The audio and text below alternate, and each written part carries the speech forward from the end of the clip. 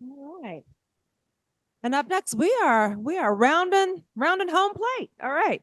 Dr. Jeanie Cote is the lifelong resident of the state of Michigan. She completed her undergraduate studies at Michigan State University with a degree in nutritional science. She then attended Wayne State University Medical School in Detroit and completed her neurology residency at the University of Michigan, serving as chief resident. Dr. Cote completed a fellowship at the University of Michigan in multiple sclerosis neuroimmunology. After spending several years caring for patients at the Multiple Sclerosis Clinic at the University of Michigan, she transitioned to Memorial Healthcare Institute for Neuroscience in Owasso, Michigan in 2019. Dr. Cote has special interest in the planning, prenatal, and postnatal care for women with multiple sclerosis and lifestyle and weight management related to neurologic disease. Dr. Cote holds certification in medical acupuncture as well as obesity medicine by the ABOM. Dr. Cote is board certified in neurology and is a member of the American Academy of Neurology, the American Board of Psychiatry and Neurology, and the Academy of Pain Research.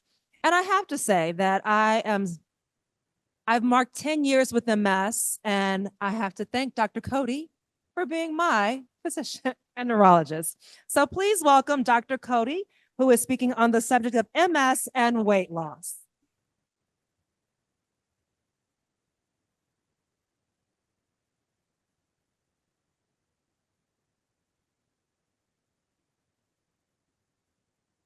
Can you guys hear me okay? I really like that intro. I sound amazing. Thank you to everybody for sticking it out. I know it's a long day. Hi to my patients. Hi to my patients online. Great to have you all here. So most of my time is spent on MS, but along the way, I sort of also migrated back to my roots in nutrition and lifestyle. And, you know, I'm working in a time where we're also getting a lot of advancements with obesity medicine. And I just found it this perfect merger between MS and neurologic disease and weight, because really a lot of this is a brain-based disease, and I think falls under the scope of neurology. And eventually everybody will agree with me too. We're just convincing them bit by bit. So the talk today is going to be about weight loss and MS. So to get everybody on the same page, I thought we would start with a little bit of definition. So first one, overweight. What is it to be overweight? So overweight is a condition of excessive fat deposits. Obesity is a chronic complex disease defined by excessive fat deposits that can impair health. This is really important because I think a lot of people will think obesity and they'll picture a person in their mind. That's not what obesity is. Obesity is a chronic disease. It is the disease of fat tissue where fat tissue is not responding correctly within the body. And we have to start thinking about it as a disease so that we can treat, and like any chronic illness, treat it correctly. So there's not a lot of definitions. This is really the only boring slide. And then lastly, we refer to fat deposits as adipose tissue. So sometimes you'll hear the word adipose, that means fat tissue. So right now, we use something called the BMI to get a guesstimate of if our body is a normal weight or an elevated weight for height. So this is a BMI chart. And on the bottom, you'll see height. And then on the side here, you'll see weight. So if you map me out, I'm 5'2", and I go all the way up. Is there a pointer on this? Haha. So I'm 5'2", and I come in right about here. So I am willingly, openly sharing this information. But I'm going to fall in the overweight category based on my height and size. And that's the formal formula that we use for this. This is not a perfect formula, though, because if you carry a ton of muscle, you may have very little body fat and your BMI would suggest that you're overweight or have obesity. And I also love The Rock. He is my favorite. And he's a good example, right? So if you did his calculation, he would come out as obese. Clearly, this man does not have a lot of body fat. So the BMI is a starting point, but it is not always a very sensitive number. So another way that we will look to get a sense of what someone's body is made of is with these body analyzers. So these are really cool. You stand on this little foot platform here. You hold on to the handles, and it takes about 30 seconds. It passes a current through you, and it measures you. And it tells you in each body segment how much muscle, how much fat, how much water. These can be really helpful in really looking inside a person and beyond a number on a scale.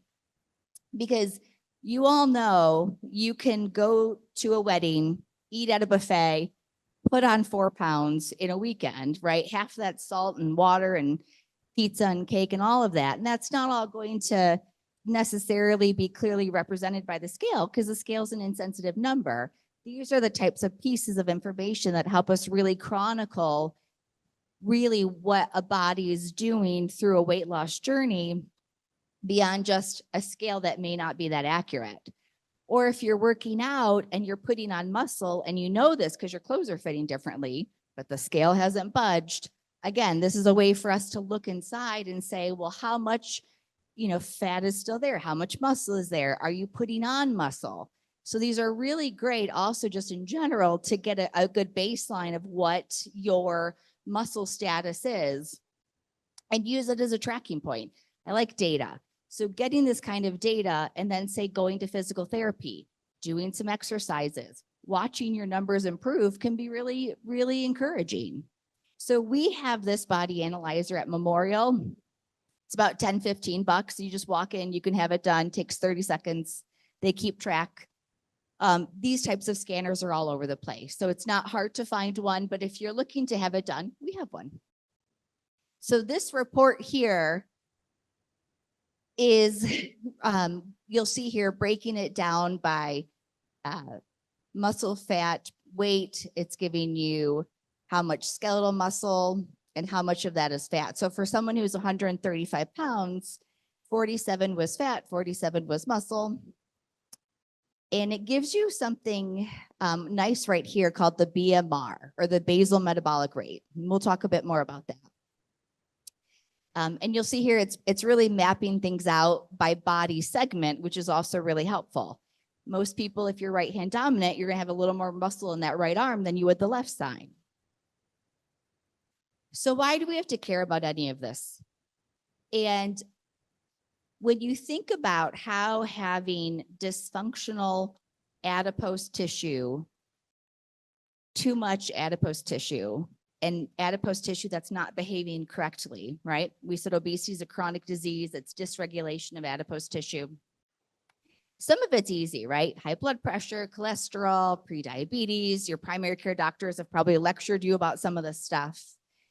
But there's other things too. So in my world, it correlates with sleep apnea.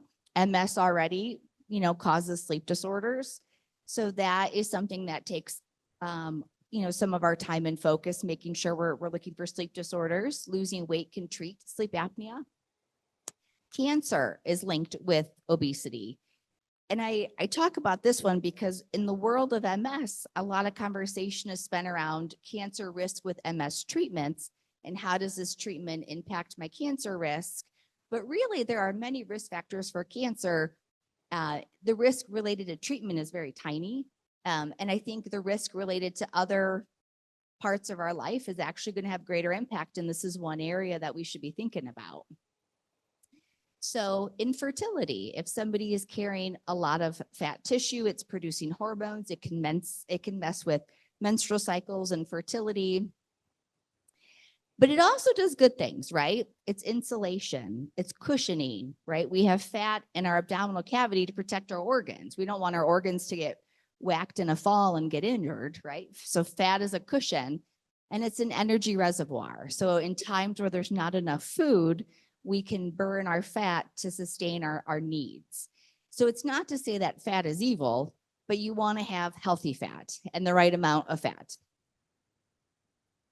So real quick, as far as cancers linked to obesity, this is a good example of what that cancer list looks like. And you'll notice really important ones like breast and endometrial and ovary for the women, but also meningiomas. So really, when you're thinking about the value of maintaining healthy weight and healthy adipose tissue, it really goes beyond, I think, the first things you think about, like hypertension and cholesterol, to really have many impacts in health. So the other thing that surprised me, or at least I never really thought about it and no one ever talked about it, is the fact that fat tissue is an immune organ. How many people in here knew that? Right? You think of fat tissue as like a blob, like a blob. And it's not. It's actually an immune organ. And if you're someone who has a lot of it, it is a very big part of your immune system now, because by percentages, right? If you carry a lot of body fat, it is producing immune signals, and that can really be a big component of your immune system. So it's not inert. It's not just hanging out. It is immunologically active. And how it talks to the immune system fluctuates based on whether you have a leaner body type or a heavier body type. So it actually changes the immune profile based on how much excess adipose tissue that people carry. And it will secrete pro-inflammatory markers. So if you read about these, these are problems for MS. MS doesn't like these inflammatory markers, and our treatments are designed to try to reduce impact of these types of inflammatory markers. So it really ties in when people say, well, what can I do to help my MS? This directly makes managing MS harder. I think we're great at it, but if we're really looking to have impacts everywhere we can, this is another area that we, I think could consider as part of the treatment plan. And these effects are both local and systemic. Yeah. Did you have a question? Oh, sorry. Okay. Got time. I got to hurry. Okay. Local and systemic. Local. When you have fat, extra fat, more than your body can process, the first place it starts to store it is your liver. So people might get a fatty liver. That's a sign that your body's struggling to maintain fat in correct places. That fat is both secreting inflammation into the liver, but also having effects distal organs far away. So it's really having impact many locations. And this is a nice example of what the difference with immune markers are with the different cells. So a lean cell is going to be this column here, and an obese cell is this column here. And you'll see that there's increases in things like B cells and CD8 cells and inflammatory macrophages in obese tissue, and that those volumes are decreased with lean tissue. So how do we actually tackle weight loss in anyone, not just MS, but really anyone? There's sort of 4 pillars that get talked about. So there's the nutrition, there's the physical activity, medications, and surgical treatments. So it helps to get a sense of how do we actually spend our energy. So we have something called the basal metabolic rate. And that is a rate or a number that calculates how many calories our body uses just to exist, to pump your heart, to breathe your breaths, think basic thoughts. That is the energy that you need to survive. And then you can add to that energy digesting food and energy from movement.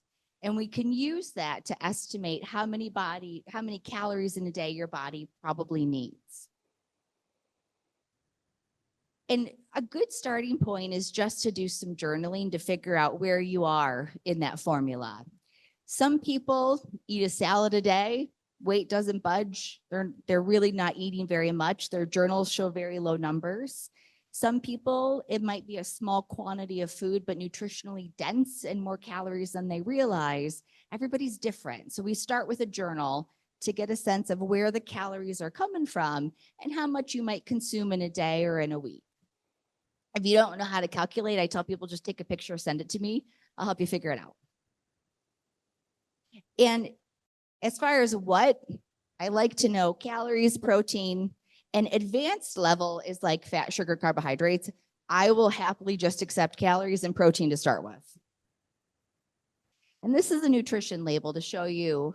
Most people might be familiar with this, but there's always some who aren't as confident reading a nutrition label. So up here, you're going to see calories. Down here, you're going to see protein. And this is per serving size. So you have to look how many servings. A big bag of M&Ms, like the share size, is technically 2 servings. So it's not 240 calories. It's like 520, because I do love those. So that one I have memorized. So there is so much published out there about diets and weight loss. Everybody's got the one that they promote. Everybody's got the one that do this, it'll change your life. These are some of the examples out there. In the weight loss world, the difference in weight loss between these diets is negligible. So we're talking differences of 150, 200 calories a day, maybe. Weight loss is really comparable across the board with many of these diets. So what matters is what works for you. There's not a perfect diet out there that everybody should follow. It really does need to be tailored to you and what you like and what is maintainable. So a general rule of thumb is this is a long-term goal. This isn't, I need to crash diet for 2 weeks and I'm going to reset, my life. This is a daily dedication, and there's days you fall off the wagon, but this is a daily dedication to making these changes. You want to prioritize whole foods. What that means is food that looks like it came out of the earth. If it's been super processed with neon orange cheese dust, that is not a whole food. That's not to say you can't have those, but really you want to add the whole food component. It's not just about what you don't do, it's about what we add to nourish our bodies.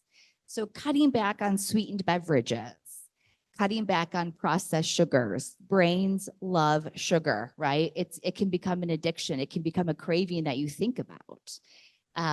This is where the brain really controls a lot of our cravings and urges, and are we satisfied with what we've eaten? And it can be really hard to resist sugar sometimes because we're designed to want it. Cutting back on dining out and foods that come packaged or processed. So if you shop the periphery of a grocery store and stay out of the aisles, you can avoid a lot of the processed foods. Hydrate, of course. Sleep. This matters so much, and we'll talk a little more about that. You want to hit your vegetable goal. Vegetable is fiber. Vegetable is good for your colon. Vegetables are good for you. And protein. You have to consume a healthy portion of protein when you're trying to lose weight, because we don't want to lose muscle. So protein can come from many different sources, not just red meat. Protein is what keeps you feeling full. So when people are eating a breakfast, if they're telling me a more sugary breakfast versus a higher protein breakfast, one is going to make you hungry by 11 o'clock, one isn't. And that protein is going to tide you over much, much longer in a day than any other carbohydrates or fats, right? So protein is your friend, both from a sense of fullness, but also for helping protect muscle. You want to get about 1 gram per kg a day. So for every 50 pounds you weigh, that's about 23 grams of protein. So that could be anywhere from 75 to 150 grams of protein in a day. And many Americans don't come close to that. Or if they do, you want to make sure that they're healthy sources of protein. So these are examples of about 20 grams of protein. So half cup of diced chicken, 3 ounces of tuna, or a 4-ounce ground turkey patty. It's going to get you about 20 grams. So who here has done a diet, did the exact same thing every day for the entirety of the diet, lost weight in the beginning, and then stopped losing weight? I see a few brave hands. Michael. So metabolic adaptation.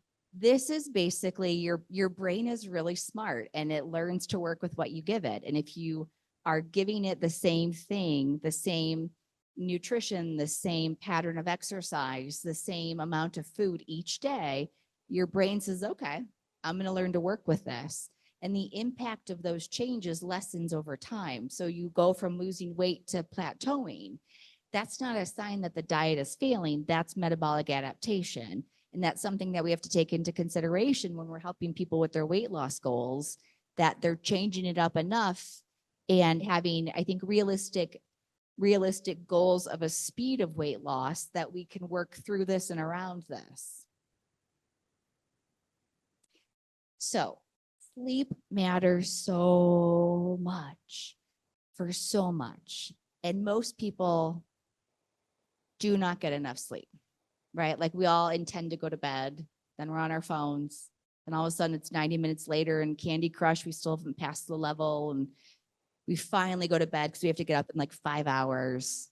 Not enough sleep will crush your metabolism. So if you want to lose weight, you need to prioritize sleep. More sleep both helps control any nighttime snacking, because if you're sleeping, you're not snacking. It can influence what you choose during the day. So people who are well rested do not crave sugar as much as people who are sleep deprived, right? When you're tired, you want that Frappuccino, not an Americano. Maybe not everybody, but there's good data that shows people that work third shift, people who are sleep deprived have different food preferences. And it's something you might not even think about, but you want to give yourself every advantage when you're trying to do this. So physical activity, this is really important. Working out helps prevent weight gain. It is generally not the linchpin to meaningful weight loss. So if you're not able to work out aggressively, that's fine, because you can bust your butt for an hour, burn 500 calories, eat a bagel with cream cheese, and you've just canceled that out. So it is hard to achieve, for most people, meaningful weight loss through exercise. Exercise is important, but it's important for preventing the weight that you've lost from recurring or coming back. And the general rule of thumb is you want 150 minutes a week. So 5 days a week, 30 minutes a day of the term is moderate to vigorous activity. But people who do this are less likely to regain weight that's been lost. Anti-obesity medicines. These have been a hot topic over the last couple of years. I will tell you, these are not necessarily new. I have used this one about 10 years ago is when I first started using this. So as much as these seem new and current and getting attention, this concept is not new. This is a well understood concept. I had a patient who had a brain attack, and it caused something called hyperphagia, which is basically an inability to stop eating. Gained 70, 80 pounds over a few months. I'd never seen it before, and I've never forgotten it. Could not stop swallowing food, no matter what. The time I did the consult, had eaten almost an entire large package of Oreos during that 20 minutes I was with her. Putting her on this medicine shut that signal off in the brain. She was able to stop overeating. The brain eventually healed itself. She lost the weight. She's been stable ever since. And that was probably the first time that I saw the power of what these medications can do and how much of this really does come from the brain. So these are some of the medicines that are FDA approved. Orlistat is the one that helps block absorption of fat. It gives you greasy diarrhea, generally not popular. It used to come over the counter as Xenical. Phentermine mixed with topiramate. For my migraineurs, you all know topiramate. Contrave, which is bupropion mixed with naltrexone, and then the GLPs. GLPs are the shots, right? So those are daily or weekly shots. These are the ones that are getting most of the attention in the news. So here's something that's really irritating. Semaglutide and tirzepatide. These are very effective weight loss medications. If you have diabetes, they are called Ozempic and Mounjaro. If you use them for weight loss, they are called Wegovy and Zepbound. They are the identical medications, But to try to get one or the other, insurance has put these ridiculous restrictions in place that if you have an A1C here, you go this way. If it's here, you go this way. They are the same medication. They just make it more complicated by giving it another name. So one thing that's really important to talk about is sarcopenia. This here is actually from a website from a home care company in Korea, but I loved this slide, so I just wanted to bring this out.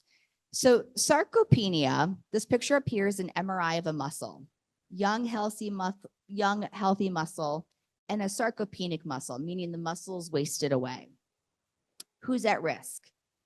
More mature people, not enough protein or calories, sedentary. If you have inflammatory conditions, and the symptoms are trouble basically moving around, and the treatment, resistance training, high protein, those are really the two big ones.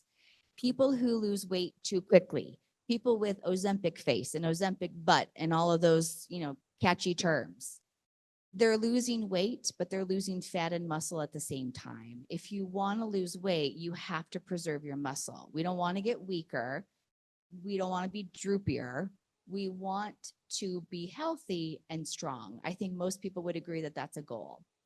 And so this is the mistake I see with everybody using shot medications for weight loss, is they're not partnering it with the resistance training and the high protein diet.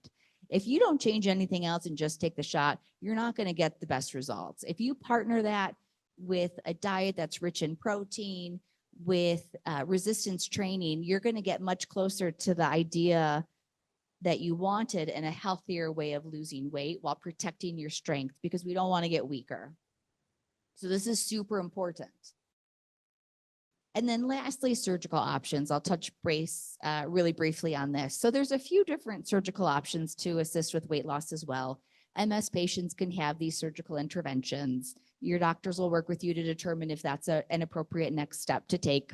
Medications that are coming in the future will be on par with surgical weight loss outcomes. So that's really exciting that we're getting more advances and just more effective treatments. But these are a few that you'll see done. Most importantly, though, people who have the best outcomes are checking in with their doctor frequently about this. So 12 to 26 visits a year give you the best chances of really staying on target and achieving weight loss outcomes. That's a commitment, right? That's not a visit twice a year. Coming in every 2 to 4 weeks to stay on top of this, right? That's a lot to ask of a person. But if you're really wanting to set yourself up to be successful, that's an outcome, right? That helps. This is a marathon, not a sprint. You don't want to lose weight too fast. Half a pound a week might seem like not a lot, but over a year, that's 25 pounds, and that's wonderful. So slow is fine. Not everybody's going to be at the same speed. And I think most importantly, obesity is a disease, not a character flaw. It is not fork to mouth syndrome, as one of my colleagues once called it, and I wanted to punch him in the face. It's not as simple as, I know what I need to do, I just need to do it. Your brain is really powerful. Your brain decides what it wants, and consciously you may want something different. It can be very hard to resist when your brain is asking for something. That's part of the problem with obesity, is the food noise, right? You're thinking about, when's that next meal? What's it going to be? What am I going to order when I go out this weekend? And so it's really not as simple as eat less, move more. It is a complicated illness that has a big brain component. And so that's where really working with a neurologist or someone who's obesity trained to really help you understand why your obesity has occurred and how to best treat it really is going to give you the best outcomes, because this is really not something people should be dealing with on their own. This is a medical condition that you should be working with your physicians with. And hopefully the more we can re-educate people as to the fact that this is a disease that needs chronic treatment like any other health condition, hopefully we can improve outcomes and get people the care that they need. Any questions? All right, I don't know how to decide who goes first. Mindy, can you choose? Okay. Woo.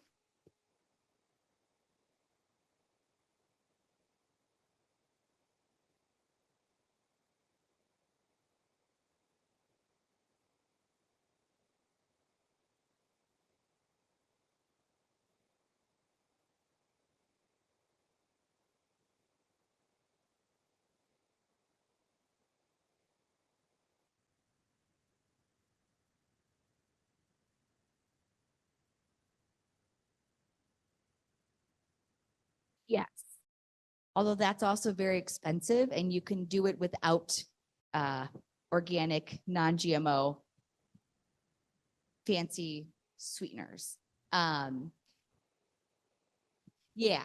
So the question was, in cutting out processed sugars, can you get results still if you replace that with natural, fruit sources of sugars? And so in general, I think your body's inflammation is going to be better away from processed foods. There's so much stuff, and I'm not a conspiracy theorist, but food is very doctored these days. Nutritional content has decreased in food. That's well established, right? I think the more you can step away from processed food, the better the health benefits, probably many that haven't been characterized yet. Now, with weight loss, we're also looking to try to create a calorie deficit. So swapping one for one without a calorie deficit, you may not see a meaningful weight loss, but I bet you will feel different if you have less processed food coming in. So there's kind of two parts to that. So part of it is from the lens of weight loss and part is from the lens of just nourishing your body. Any other questions? Thank you, Doctor. Any other questions? Oh, got a few of them back here. Okay, so on the Oreo person, you said it changed her brain? Yeah. So she was able to come off medication? Yeah, so she had a scar that formed in the eating center. So eventually that scar stopped being active, settled down, and over time we were able to taper her off. Okay, so is that the same with Ozempic, Mounjaro, all those? So they've done studies looking at discontinuation, and a large percentage of people will regain weight after about 2 years of time. And that is not because they are failing. If somebody had high blood pressure and you got them to goal with blood pressure medicines, you wouldn't say, great, we did it, let's stop them, right? You would continue the regimen that worked. If someone had diabetes and you started diabetic treatment, got them to an A1C, you wouldn't say, okay, good job, let's stop everything. And I think that's the difference with obesity is people think, okay, I'm going to get to a goal and then I'm going to stop everything and I'm going to maintain. And there's a lot of predatory companies out there that will sign you up. They'll do 6 months of coaching, 6 months of drug on a coupon, and then say, great, you know what to do. You have the tools, we're done. And then that weight comes right back. And that is, I think, not really fair to patients because it feels like one more time that they have failed. And it's not that they failed, they weren't given the proper tools to succeed. And that's the difference with medications is we now have tools to treat a disease, but most chronic illnesses, it needs chronic treatment. Doesn't mean the dose couldn't come down or be adjusted, but I think you shouldn't look at it as I'm going to do this with a med and then by myself and then feel bad if that doesn't work. Really, these are meds that are designed to be used long-term. So is that something that well, maybe you explained it to someone, but it doesn't seem like I know people that are on it and I don't think they think that. I think they think they Yes. get to come off of it. And then Yes. when I think it's probably lifelong. maybe? And this is where all of those frequent visits matters because if somebody tapers off and the weight starts regaining, you want to intervene on that sooner than later. People get to decide what they put in their bodies, and I'm not going to tell someone you have to do it my way. But I do want to make sure that there's a good safety net in place where if that plan doesn't work, we can swiftly step in and try to get things back on track.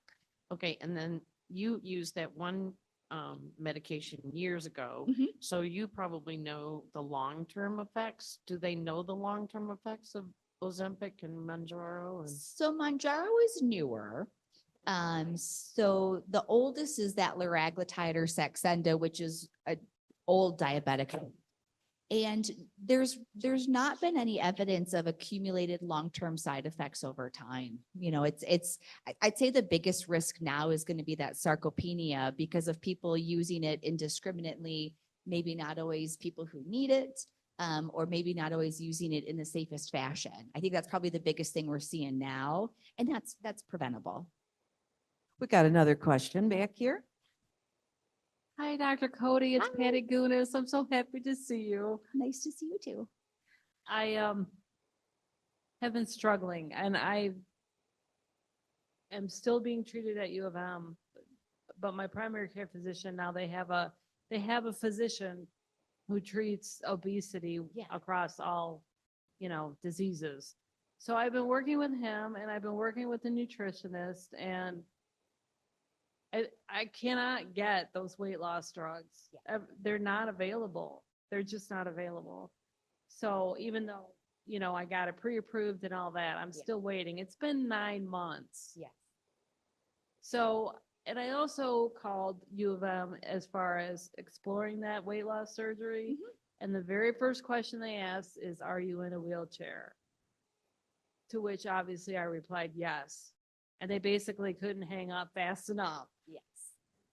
So I guess I'm just dumping on you, and I'm sorry. No. but No, that is okay. I am making an effort. I really am. And Yeah. I've done, the daily or the twice monthly meetings with the nutritionist and all of that. Yeah. So the shortages have been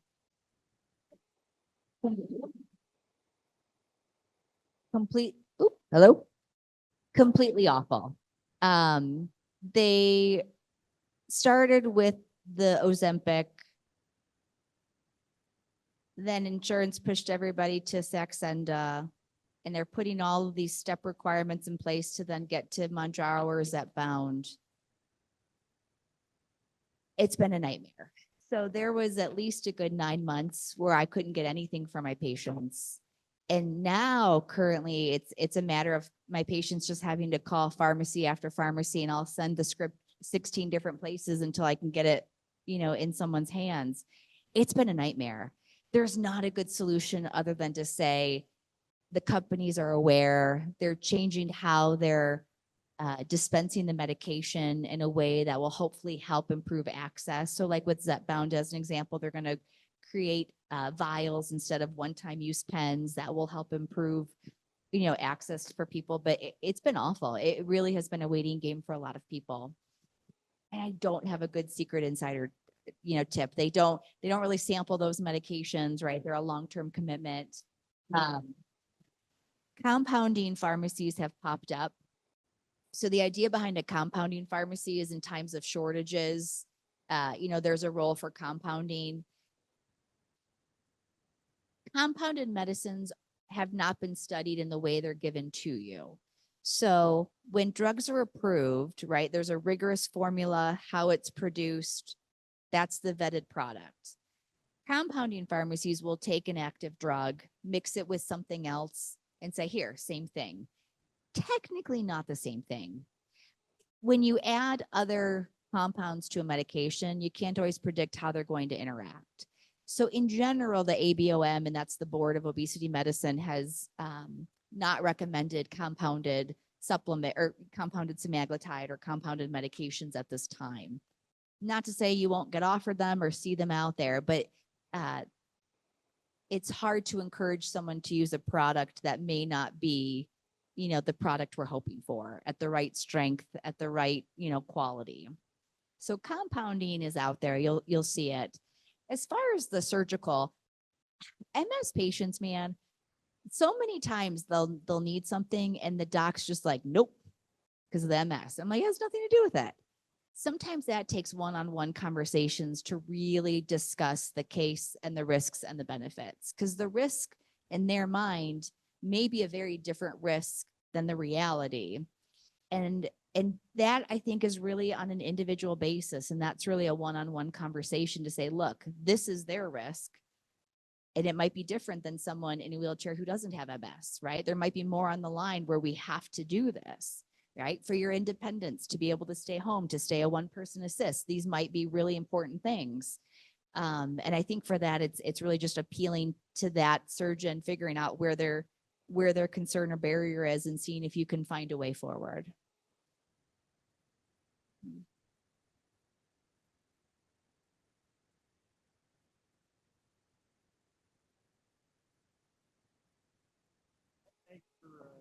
Nation, thank you for advocating for all of this. We really, really appreciate it. So thank you for being our voice.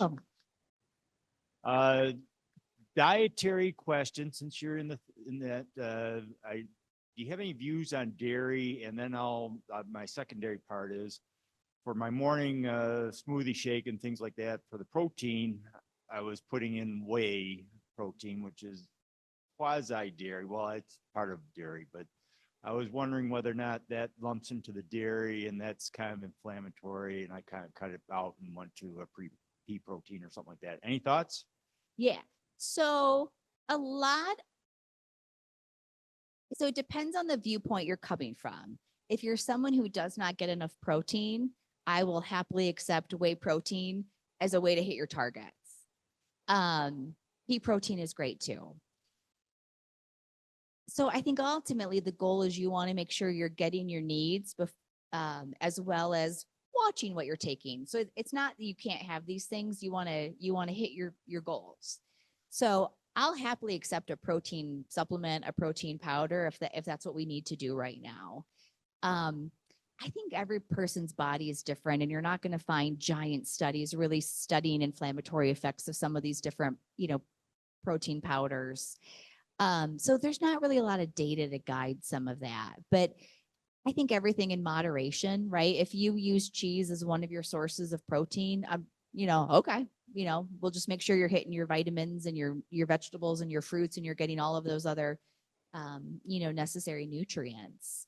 So I think if your diet is 80% cheese and the rest salami, that's probably not, the best. And we should look at, tweaking that one. So I think it's really tailored to the person, and there's many ways to do this, which is kind of a cop-out answer, but also my feeling.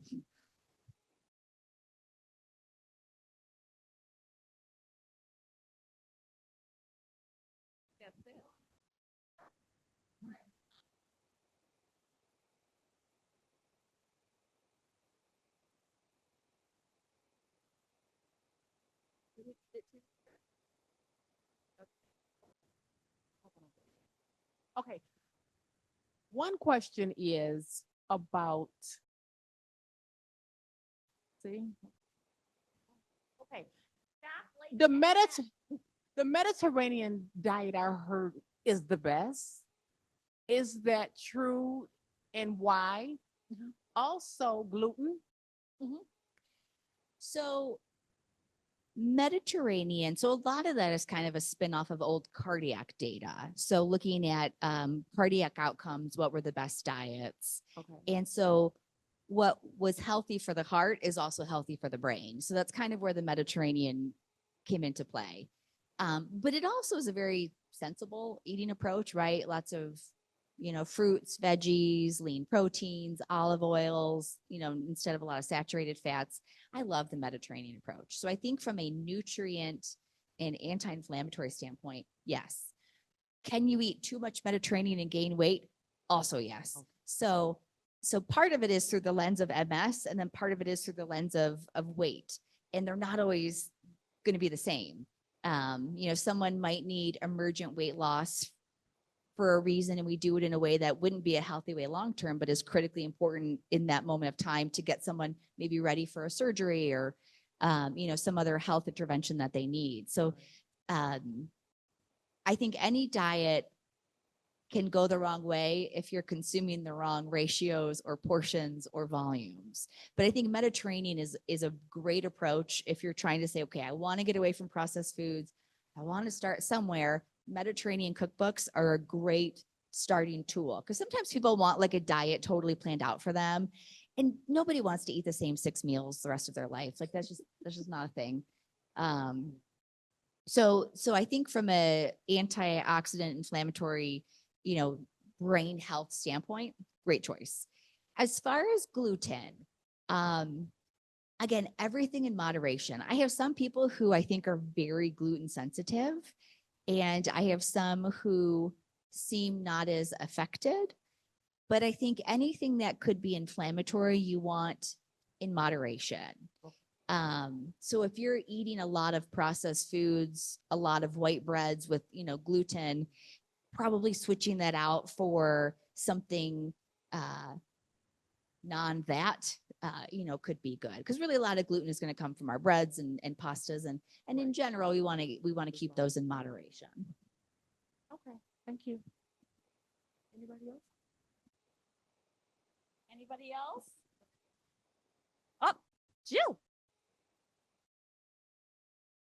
Teacher with a question. Teachers don't have questions, they have answers. Hardly. I've been talking to a lot of people lately about plastics leaching into foods. Can you talk a little bit about that? So it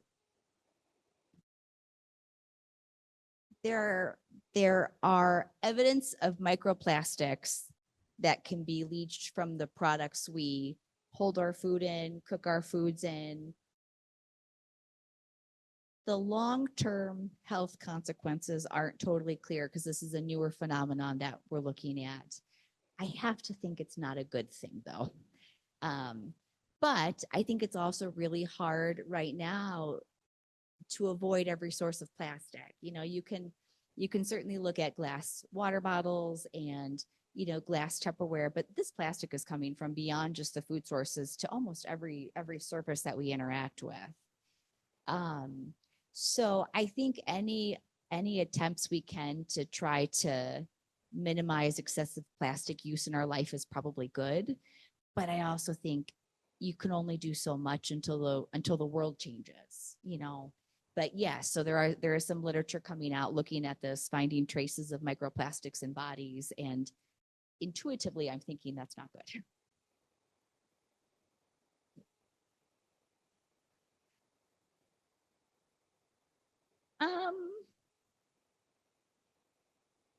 I don't have an objection. Yeah. All right, well, you're just doing a trick question. Thank you, Dr. Cody. You're welcome. This was amazing. Huge namaste for Dr. Cody. One more thing real quick. Sorry. Just one more thing. We had a basket winner for our yoga basket. So to Shamela Khan, if you're here, you win. Yay. Okay, that was all.